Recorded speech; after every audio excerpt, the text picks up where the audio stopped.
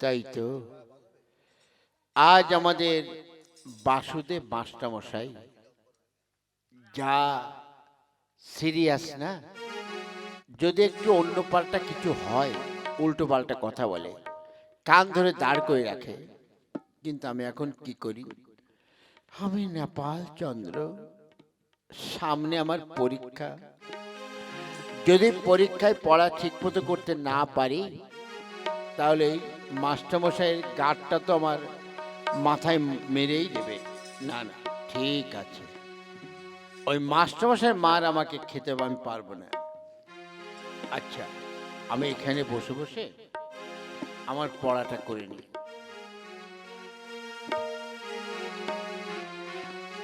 দেখেই যে এই পড়াটা করি। এটা কি পড়া জানো? শালা মাথায়ও ঢুকছে না, কি যে করি কিছুই বুঝতে পারছি না। ওই বলাই বাবু স্যার যদি পড়া ঠিক মতো না হয়, তাহলে আমাকে তো অনেক মারধরও করবে এবং কান ধরে দাঁড় করে রাখবে। ঠিক আছে, এটা কি জানো? Twinkle twinkle little star how are you are. Nepal, এই নেপাল। কে? আরে সুধা ভাই যে, হঠাৎ কি মনে করে নেপাল? এত মনোযোগ দিয়ে এমন কি পড়ছিস বল? ভাই সুধা রে, আগামীকাল আমার ইংরেজি পরীক্ষা, অথচ আমার পড়াশোনা ঠিক হয়নি। যদি আমি ঠিক করে পড়তে না পারি, তাহলে তো পরীক্ষায় পাশ করতে পারবো না। তাই আমি পড়াটা মুখস্থ করছিস। আরে শোন নেপাল, তোকে এত কষ্ট করে পড়া করতে হবে না বুঝলি? কেন? শোন, ওই যে আমাদের কালীতলায় যে একটা বট গাছ আছে না, হ্যাঁ, ওই বট গাছের নিচে একটা সাধু এসছে। ওই সাধু একদম ডেঞ্জারাস সাধু। তার মানে ওই সাধু মানে মুখ ফুটে তোকে বলে দেয় বা অন্য কিছু করে। অন্য মানে শোন, শুনেছি ওই সাধু নাকি যদি একটা চর তোর গালে বসিয়ে দেয়, তাহলে তুই পরীক্ষায় পাশ করে যাবি বুঝলি? মানে আচ্ছা শোন, তার কারণে তোর সাধুর নাম কি জানিস? আগে কি? ওই সাধুর নাম হচ্ছে চপটা ঘাত সাধু। তার মানে? তার মানে হচ্ছে এই যে এক্সামিনার, আর যদি তুই ভুল করিস তাহলে তো রকম হবে। শোন, ওই সাধুর খুব ইচ্ছে যদি একাই তুই যাস, তাহলে ওই সাধুর বর্ণনা আরম্ভ করলে আর ওই চপটানন্দ ভক্তরা তাকে চটুয়া বাবাজি বলে ডাকে। তিনি নাকি একটি চর মারলে কার্য সিদ্ধি হবে। শিকিরে, তা কখনো হয়? আরে হ্যাঁ রে, চরের নাকি অদ্ভুত গুণ। সমরেশ দার ছোট ভাই ক্যাবলার ইয়া বড় পিলে হয়েছিল, তখন ওই চটুবা বাবাজি তাকে একটি চাউর মারলেন, ব্যাস পিলে অমনি ভালো হয়ে গেছে। হ্যাঁ, কি বলিস? হ্যাঁ, ভয়ঙ্কর সাধু, যা মানুষ করে তা সিদ্ধ হবে। স্বামীর চরের এমন মহিমা, নেপালের মাথায় অমন বুদ্ধি গজালো। তাই তো, সত্যি তো। আমার তো পড়াশোনায় খুব একটা ভালো হয়নি। ঠিক আছে, যদি আমি একটা চর খাই চড়ুয়া বাবাজির কাছে, তাহলে তো আমি ড্যাং ড্যাং করে পাশ করে যাব। আমিও চর খাবো, হিস্ট্রিটা ভালো লিখতে পারবো। তারিখগুলো আমার একদম মনে নেই। ঠিক আছে, হ্যাঁ, চল তাহলে, চল সুধা, ওই বাবাজির কাছেই যাই। হ্যাঁ, চল চল।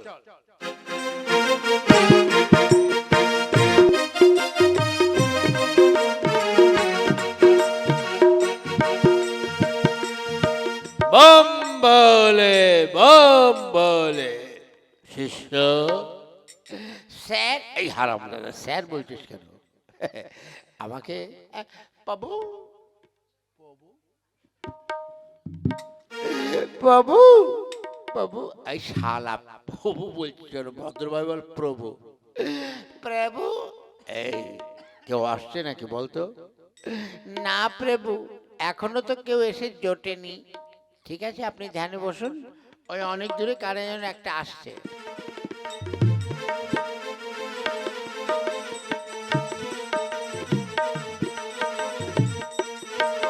আয় আয় না পাল, ওই দেখ বাবা জটাধারী ধ্যানে বসেছে। প্রভু প্রভু, আমার প্রণাম নিন।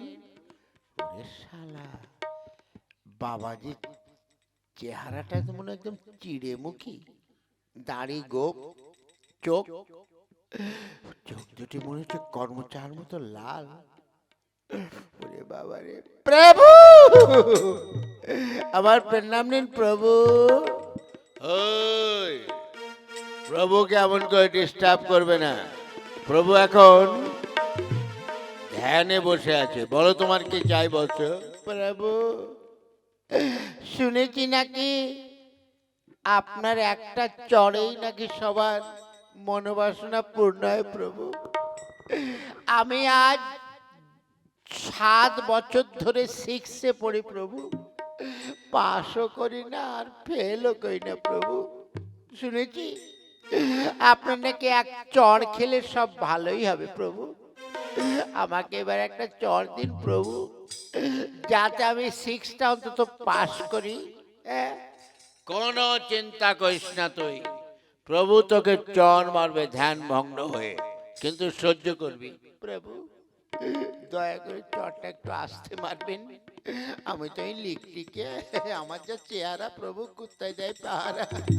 দয়া করে প্রভু জোর করে আমাকে চড় মারবেন না। বলে ওই বৎস, কোনো তুই চিন্তা করিস না, তোকে আমি এমন চড় মারবো যাতে তুই ভালোভাবে পাস করে। জয়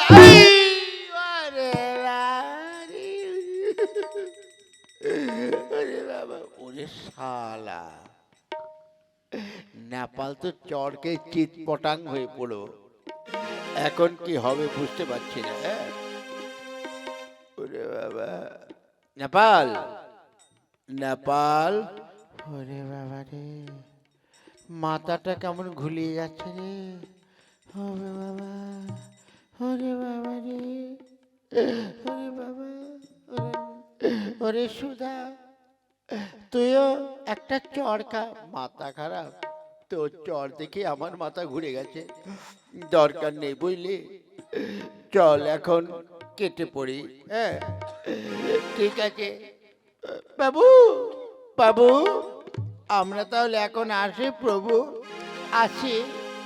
শোন, এই শালা আমার মনে হচ্ছে এই যে বাবাজি, এই চড়ু হারামজাদা মহারাজ, এ নিশ্চয়ই কোনো ধাপ্পাবাজি। চল ওই আমাদের যে বন্ধু আছে না গিরিধর, ওর কাছে চল, ওর কাছে গিয়ে মজা ওকে দেখাও। চল বৎস, সবাই চলে গেছে? হ্যাঁ স্যার, মানে গুরুদেব, সবাই চলে গেছে। চল এখন গিয়ে, স্যার সরি গুরুদেব, আপনার জন্য ব্যবস্থা করা আছে। আজকে কি ব্যবস্থা করেছিস? গুরুদেব, তেমন কিছু ব্যবস্থা করতে পারিনি, ওই একটা লাক্সারি ম্যানেজ করে রেখেছি গুরুদেব। বেশ, তবে চল চল, আমি ওইটা খেয়ে আজকে আমার উপোসটা নিবারণ করি।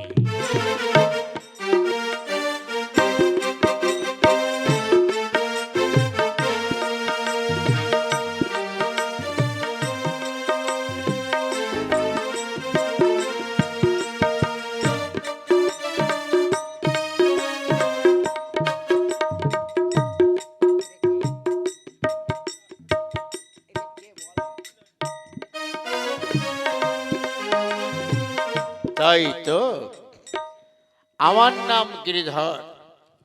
ও, আমার একটি পোষা বানর আছে, আমি যা বলি ও তাই শোনে, ঠিক আছে? কিন্তু আজ কারা যেন আসছে। গিরিধরদা, গিরিধরদা, কে হয়েছে? একে নেপাল সুদা তোমরা আমার কাছে? গিরিধরদা, আজ আমাদের কি হয়েছে? তোমাদের খুব অপমান করা হয়েছে। কি হয়েছে?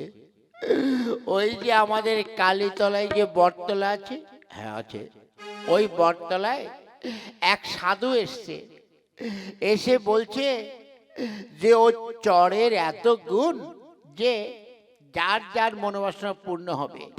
তারপরে আমি গেলাম যে আমি পরীক্ষায় পাশ করতে পারবো কিনা। তারপরে তারপরে ওই চপটানন্দ আমাকে এক চড় মারলো।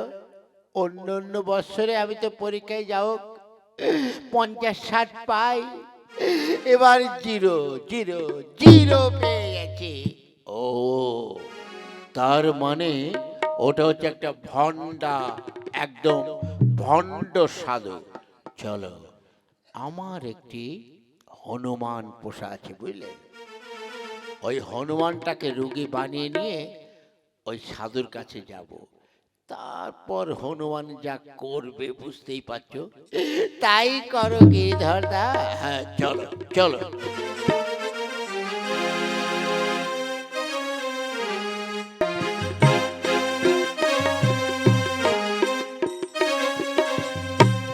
জয় বম্বলে।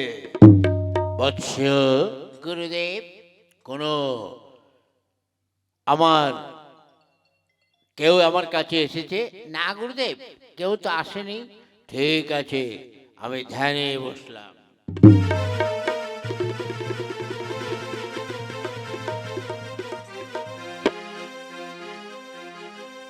চল, এই বানরটাকে কাপড় জড়িয়ে নিয়ে আমরা যাচ্ছি। চল।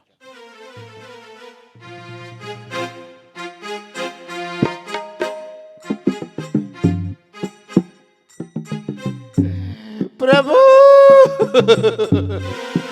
প্রভু, কে হলো বৎস? প্রভু, আমার একমাত্র ভাই আজ কদিন ধরে ঠিক মতন কথা বলছে না, ঠিক মতন কাজ খাচ্ছি না। প্রভু, আপনি আপনি একটা বিহিত করুন। কে হয়েছে বৎস? ওই যে বললাম। গুরুদেব, গুরুদেব, আপনি একটা ব্যবস্থা করুন। ঠিক আছে, কোনো চিন্তা করিস না বৎস, আমি চপটানন্দ, ওকে এক চড় মারবো, সব ঠিক হয়ে যাবে। জয় বোম বলে।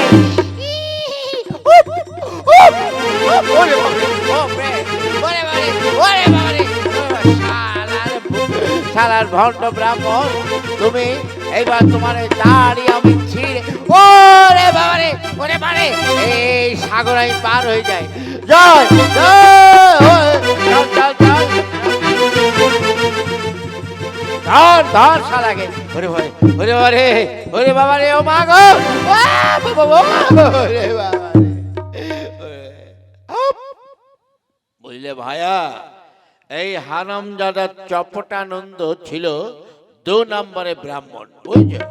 ওই হারামজাদা আমাদেরকে ঠকিয়ে অনেক টাকা উপার্জন করে। যাক, শালাকে, আমার নাম গিরিধর, ওই যে আমার হনুমান, ওর নাম হচ্ছে মহাবীর।